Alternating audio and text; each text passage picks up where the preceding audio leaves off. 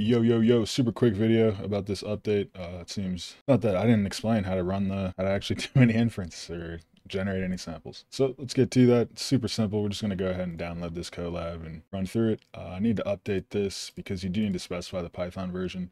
We're going to want to use 3.7.3.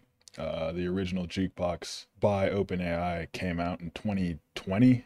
So it's already 4 years old. All right, so as I said before, the installation is pretty straightforward. You will just copy this into your terminal, paste it, do the same here, paste it, and once you do that, you should end up with two folders, Jukebox and the local Jukebox AI, and you can keep them separate or you can drag one into the other. It doesn't really matter. That's all you have to do. So the installation is pretty simple. I wasn't getting any issues with installing, but running, there's been a few people that have had issues with that.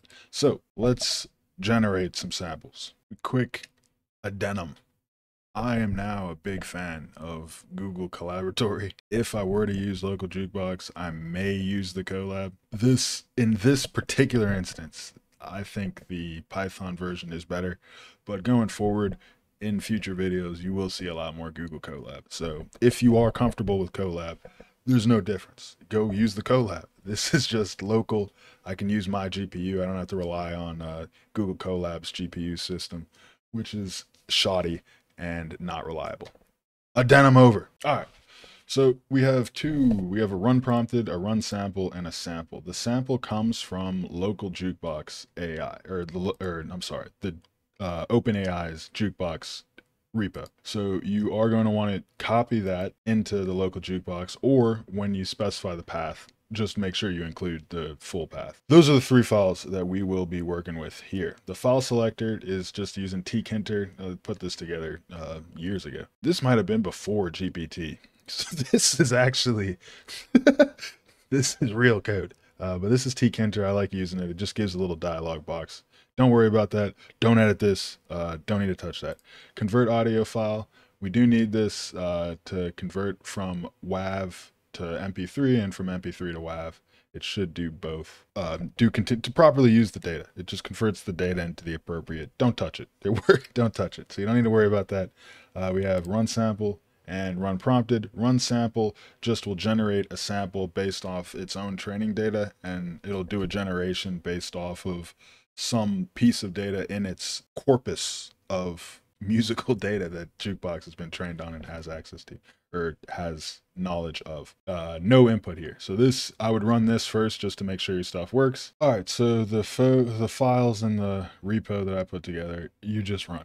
This should just run and you should be okay. The run sample is going to try and create a sample with Celine Dion, and there is an accent on her name. So you may just want to make sure you're using UTF-8 and make sure that all strings are saved in Unicode. Yeah, that accent, it's not an ASCII character. So that's the only issue. You probably don't want to run the sample.py anyway, the run sample. You probably want to run a prompted one, and that is this. Okay, so let's look at the Colab and see what you might want that you don't have on the local, because we do want to use our own GPUs. Although the Colab from Jukebox does provide us with a GPU, and I think we can go high RAM, so that is cool. We can just see what they give us. It should be usually it's just a T4. Yeah, that's what they're going to give us, T4. It said something about a V100 or a P100. I mean, those are the P100, the V100 actually. They're pretty outdated, but yeah, it's still going for like $3,000. It doesn't even hold up to the 3080. Yeah. So I have a P100 myself. The P100's about a 3060. It sucks. They're not that great, but they are better than the T4. Anyway, so the metas, that's where we start here. That's where the differences start. The metas, again, you can find the lyrics in the lyric dict.py, which has the GPT-2 generated lyrics and a poem, Ozymandias. All right, so the Colab here is different from what I have, but in appearance, but functionality, it's about the same. So as I mentioned, these are just kwargs, or these are parameters and stuff like that. And then it runs inside the sample py. It actually just runs the sample function. So if we go back to the sample.py file, which run prompted and run sample both call, that's what these are just. This is really just to perform the command line interface operation through Python without having to type it. This isn't, we're just setting calling parameters here and passing it to the term. That's what these two do. And then they call the sample.py file, which is here. And the sample.py file, we go down here to run. We run. Then we go here. It's going to set up this, and it's going to set some hyperparameters. But then we go to save samples, and save samples is where things actually happen. So save samples. The default is ancestral mode, as we saw down here. Run mode is ancestral. But we do change that in the prompted. We change the mode to prompt. And we'll see up here that if the mode's ancestral, we go to ancestral sample, go to definition. And you can see here we have all the different sampling options. Each one calls the underscore sample function, method, function, I guess. Method, function, not a class, right? I don't know. Calls this, and that does the sampling. So it is really the same thing.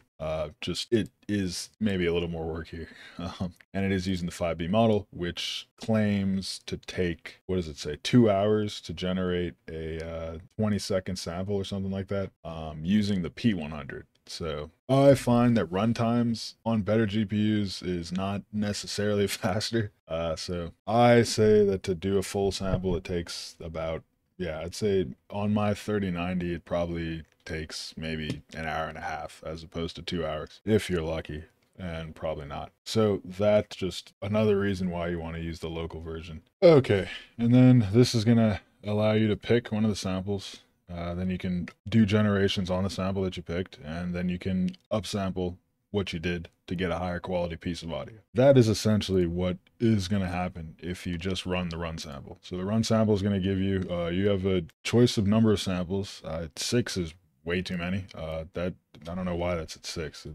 I guess I was using the 1B. So if you're using the 1B, maybe you get away with 6. But the more samples you run, the longer it's going to take. And it's not parallelized at all. So 2 samples is going to take twice as long as 1 sample, and so on and so forth. And the hop, this is just where how far we're going over to make a new generation, like a chunk, basically. I don't have to worry about that. I just clicked on it and figured I might as well describe what it was. But that is what's going on here. So when you get that, you go here, and when it runs, you're going to get, here we have 4. We didn't get through all 6 because I think I ran out of memory, or we ran into Celine Dion. One of the 2 happened. So you get these, and then whichever one you like, you can just save this, and then you can run a prompted off the sample that you liked.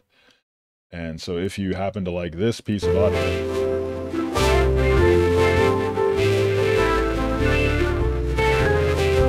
it's noisy, but that's because it's top level, and that's just how it is.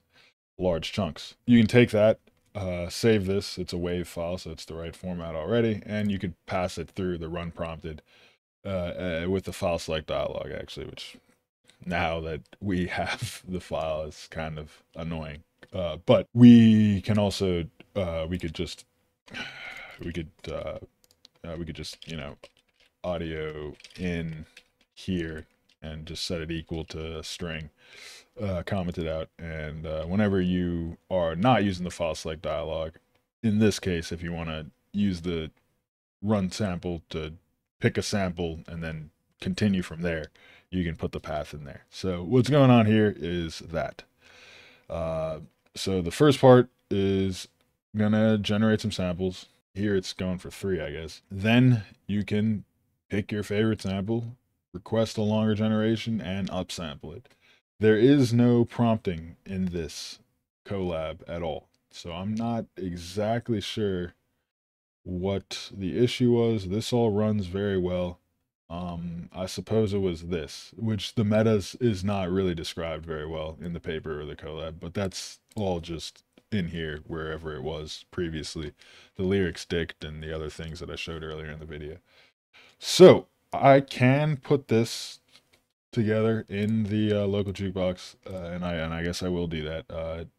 If you don't want to use your own input audio. If you do want to use your own input audio, you can use the collab, and what you'd want to do is wherever, instead of using this top level continuation, you would the choice, right? Zero, best sample, select best sample, and then, yeah, I don't know. This is the weirdest way to do that, but you just change the path to whatever you want.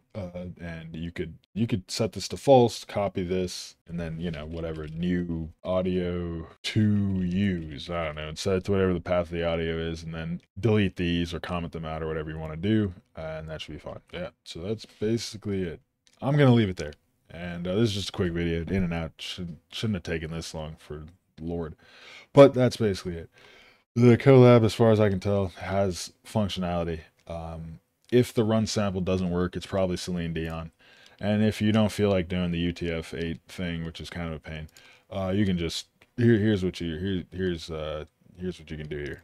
Just use the proper E. You can just go here and just do this. Make it an E, or whatever. You can call it whatever you want. But I'm not gonna do that because I like the accent on the E. It looks better. Or you ran out of memory, which is very likely. One of those two happened.